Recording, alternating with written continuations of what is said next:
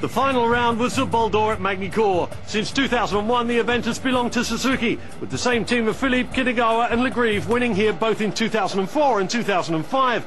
Their Castrol Suzuki team came to the final round with 4 wins in the 7-round championship and led the points table by 28 points from their only rivals for the World Championship, the number 7 Yamaha Austria team. But the Bol d'Or always attracts strong wildcard teams, and Le Mans winners National Motos Honda were once again racing at home, and Kawasaki France have brought over British Superbike rider Steve Plater in their quest for the win. But before the racers took to the track, the crowd were treated to the usual pre-race shows of stunts, exhibitions and general silliness. But finally, the main fight will be between Castrol Suzuki and Yamaha Austria for the 2006 championship. Game plan now, it looks like the weather will be fine, so in case of rain we will have no chance to fight for a title. But in dry conditions we are competitive, so very competitive, I think so, and it's just luck. Huh? So we do everything winning the race, and Suzuki will also try same, but it's just luck. We have to wait if Suzuki number 1 will finish or not. The Castrol Suzuki team had a 28-point advantage going into this final race, but would they be taking it easy and just racing for points? Team manager Dominique Mayon said our strategy is going to be to take the 35 points here and to finish in first place. We know we have good opponents, Honda 55, GMT 94 and Yamaha number 7, but even if we have enough points to win the World Championship, we still want to win the race. Once again, Castrol Suzuki had 2 bikes entered, but atrocious conditions in qualifying saw Yamaha Austria qualify well down in 11th place. But race day was fine and dry, and at 3 p.m. exactly Saturday afternoon, the French national flag dropped and the 70th Bol d'Or was underway. David Morion once again making a rocket start from 8th on the grid, but remembering his first lap last year when he crossed the line in the lead for the first lap and then promptly looped the bike.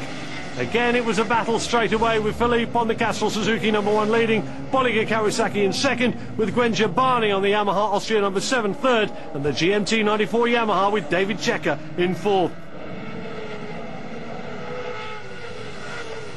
It only took a couple of laps for Julian da Costa to break through to take the lead on the number 0 bike, but then David Checker took the 94 Yamaha through, to the delight of the team massed in the pit box.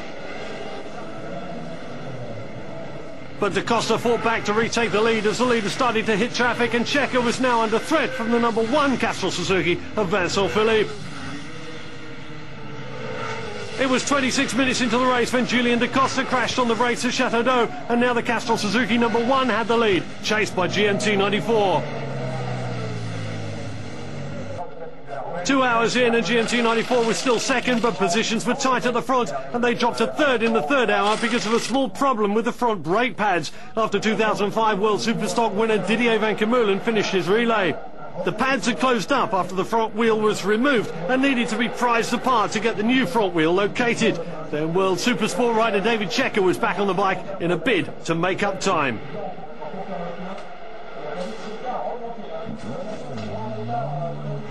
With the sun setting fast, Yamaha Austria had taken third, just over a lap behind the leaders. Any problems up front and they would pounce.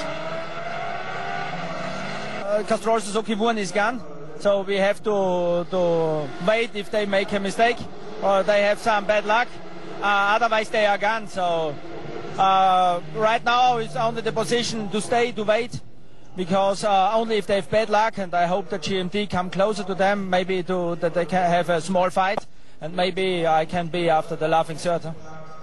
Castrol Suzuki team manager Dominique Mayon had wanted his second Suzuki to lead the race and take the pressure off the number 1 bike, but that game plan had gone out the window and he now had to keep a wary eye on the Yamahas chasing the number 1 Suzuki.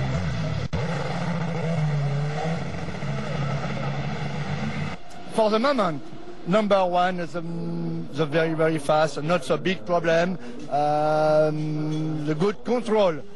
94, the problem braking, it's maybe difficult for 94, but the race not finished, a very, very long race. maybe okay, very long time. Yes. And while the teams coped with their problems, the other side of life at the bowl got into full swing in the circuit village. The parties, the concerts and the general craziness of the 24-hour events are the stuff of legend and are as much a part of endurance racing as the races themselves. As a misty dawn broke over Magny-Cours, there was no change in the top 5 places, but we'd seen the Fagergeau L team, the DAP 91 Honda, Italian X1 Yamaha, RMT 21 Honda and the number 0 Castrol Suzuki joined the list of teams out of the race. The number 3 Phase 1 Yamaha was up to 6th and the National Motos Honda number 55 to 7th, and team manager Christian Bourgeois had the Kawasaki France team safely in 4th. The track conditions were about to change drastically.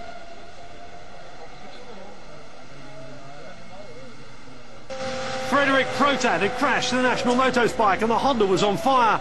And all of a sudden, very light rain had started to fall, which turned the track into a skating ring for riders on slick tyres, and everybody was going down. The Castrol Suzuki team started going very slow after seeing the crashes, one of them being Phase 1 rider Krista Minin, a victim of another rider's crash. It was a guy in front of me, just slipped away.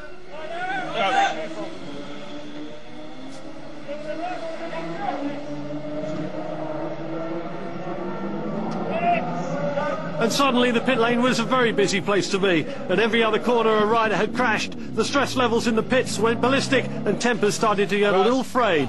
Sorry. No, clear off, please. At 11:15 in the morning, GMT's Didier Van Kemolen had crashed the Yamaha, and although the bike had rejoined just before midday, Sebastian Gimbert had the engine lock up twice under him, and the 94 was down and out of 2nd place. David Checker and team manager Christophe Guillot looked on in dejection as Gimbert brought the bike back to the pits.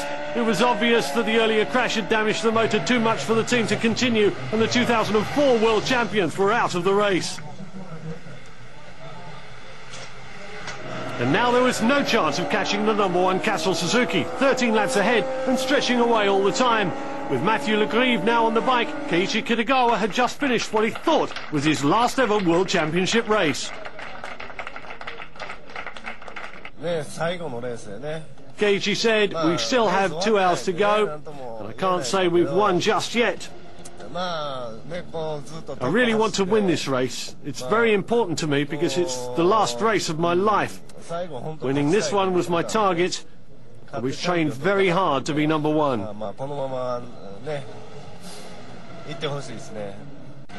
But there was another surprise in store for Keiichi when team manager Dominique Mayonde elected to put him out on the final relay to bring the bike home. The final 2 hours had been dry and the team had made no mistakes, finally winning the race by 13 laps, taking their 3rd consecutive Bol d'Or victory with the same team and wrapping up their 2nd consecutive World Championship. Castrol Suzuki was still the reigning champions of world endurance. Once again, it was Yamaha Austria who took 2nd with a resurgent Kawasaki France team in 3rd. The Suzuki Juniors were equally amazing, taking 4th place on a super stock Suzuki.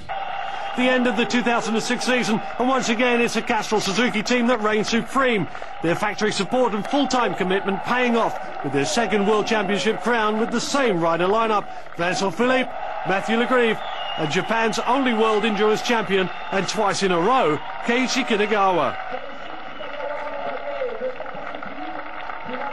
At the beginning of the race, I ride just cool, and when the rain arrived, also necessary no crash.